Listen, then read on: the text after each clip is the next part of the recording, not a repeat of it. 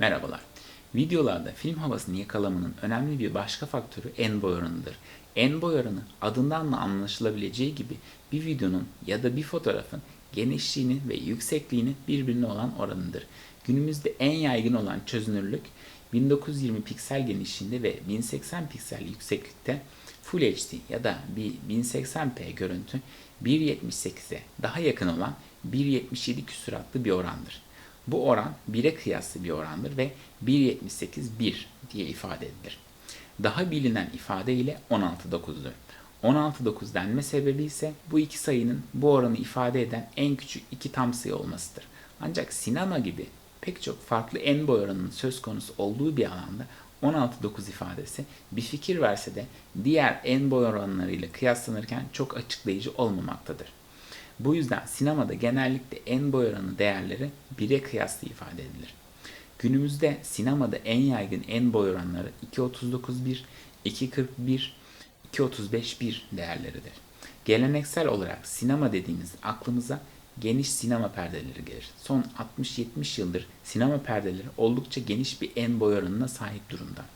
Daha öncesinde ise sinema 4:3 olarak bildiğimiz kareye yakın orandaki 1.33.1 ve buna yakın 1.375'e 1 oranlarından 1900'lerden itibaren günümüzdeki oranlara geçiş yaptı. Bu geçiş arasında 1.6'ya 1, 1.75'e 1, 1.85'e 1 gibi oranlarda kullanıldı. Bu geçişin sebebi televizyonların evlere girmesi ve sinema ile aynı en boy oranına sahip olarak sinemaya ilgiyi düşürmesi oldu. Sinemalarda geniş perdelere geçiş yapıldığında sinemaya olan ilgi tekrar artış gösterdi. Elbette geniş perdelerde film izlenmesi için görüntülerin de geniş en boy oranlarıyla çekilmesi gerekiyor. Aksi takdirde görüntüyü kırpmanız gerekir. Bu da görüntüde kayıp olması anlamına gelir. Tarihsel olarak sinemada geniş en boy oranına geçiş anamorfik denilen bir kayıt yöntemiyle sağlanmıştır. Anamorfik formatta kayıt yapabilmek için öncelikle küresel olmayan anamorfik bir lense ihtiyaç duyarsınız. Anamorfik bir lensin oval mercek elementleri bulunur. Anamorfik lensten geçen ışık kamera sensörüne ya da film pelikülüne yanlarından sıkışmış, bozulmuş şekilde gelir. Bu şekilde kaydedilen görüntü film projeksiyon cihazlarında projeksiyon cihazının merceğiyle sıkıştırma oranı kadar açılarak gösterilir. Dijital görüntülerde ise açılma, de-squeeze işlemi dijital olarak post prodüksiyon esnasında yapılır ve bu şekilde sinemada ya da diğer ortamlarda gösterilir. Günümüzde sinema filmlerinin tamamına yakın 16:9 ya da 1.78'e 1'den daha geniş en boy oranlarında çekildiği için 2.40'a 1 gibi en boy oranlarının evde 16:9 ekranlarda görüntüde kayıp yaşamadan izlemenin yolu alttan üstten siyah bantlar kullanmaktır. Günümüzde Netflix gibi ortamlarda yine kendi yapımlarında 2'ye 1 gibi kendi tercih ettiği en boy oranlarını kullanabilmekte. Netflix filmleri ve dizileri 16:9 ekranlarda izlendiğinde doğal olarak yine siyah bantlar söz konusu. Ancak bu oran 16:9 ekranlarda 2.40'a 1 gibi oranlar kadar ekran alanından kayıp yaşatmamakta. 2'ye 1 oranını 18'e 9, 19'a 9 gibi en boy oranlarındaki cep telefonlarında izlerken kayıp çok daha azalmakta ya da olmamakta. 2'ye 1 en boy oranı sinema en boy oranıyla televizyon en boy oranı arasında orta bir değer olarak iki tarafa da eşit uzaklıkta durarak bir orta yol bulmaktadır.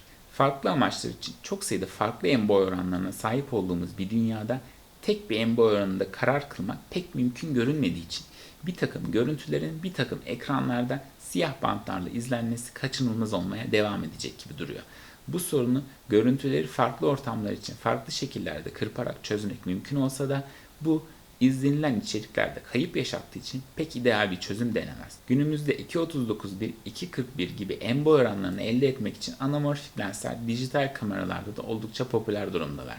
Anamorfik lenslerle çekilen görüntüler açıldığında geniş en boy oranları sunmanın yanı sıra bazı başka karakteristikler de sunmaktalar. Bu karakteristikleri hoş bulup sinemayla özdeşleştirmek mümkünken bu karakteristikleri çeşitli nedenlerden tercih etmemek de mümkün. Ben şahsen anamorfik lenslere hayran olsam da anamorfik görüntüyü pek tercih ettiğimi söyleyemem. Anamorfik lenslerle genellikle ekranda enine ince bir çizgi gibi beliren ışık parlamaları, lens flare Görüntünün ortaya doğru bombe yapması, barrel distortion, netlik değiştirirken lensin odak uzunluğundaki istemsiz değişim, lens breathing ve bulanık alanlarda kalan ışık halkalarının, bokeh toplarının oval olması anamorfik lenslerin karakteristikleridir. 2.39:1, 2.41 gibi en boy oranlarını küresel lenslerle normal şekilde yapılan bir kayıtla da elde etmeniz elbette mümkün. Bunun yolu kamera içerisinde sensöre kayıt yaparken kırpma da olabileceği gibi kayıtta sensörün tüm alanını kullanarak kayıt yapıp post prodüksiyon sırasında görüntüyle kırpmakta olabilir. Çekim esnasında tercih ettiğiniz en boy oranı için en boy oranı rehber çizgileri kullanarak sadece kullanacağınız alanı çerçeve içine alabileceğiniz gibi seçtiğiniz en boy oranının dışında kalan kısımları tamamen gizleyerek tam sensör alanını kullanarak da kayıt yapabilirsiniz. Sonrasında gerekirse bu alanları da kullanarak ufak tefek çerçeve ayarları yapabilirsiniz. Çekim sırasında çerçevenizi bu yolla belirlerseniz hem istediğiniz en boy oranını elde edersiniz hem de o en boy oranı için doğru çerçeveyi yakalarsınız. Elbette film havası önemli olsa da en boy oranı seçerken hangi ortam için içerik üretildiği de önemlidir. Sinemada yayınlanmayacak bir film için 2.39:1 gibi bir en boy oranı seçmenizi kimse engelleyemez. Sonuçta içerik sizin. Ama içeriğinizin en çok izleneceği ekranı da dikkate alarak en boy oranı seçimini yapmanıza fayda vardır. Yine televizyon ekranları için uygun 1.78'e 1 benzeri bir en boy oranında çekilmiş bir film sinemada gösterildiğinde de bu sefer sinema perdesinde kenarlarda boşluk kalacaktır. En boy oranı seçiminde hem gösterim yapılacak ortam hem de hikayenin görselliği için hangi oranın uygun olduğu düşünülerek en boy oranı seçimi yapılmalıdır. Sinemanın geniş en boy oranlarıyla özdeşleştiği bir dünyada en boy oranı videolarınıza film havası vermekte başta gelen etkenlerden biridir. Bu videoyu faydalı bulduysanız beğenip yorum yapıp abone olarak destek olabilirsiniz. 3. bölümde görüşmek üzere, hoşça kalın.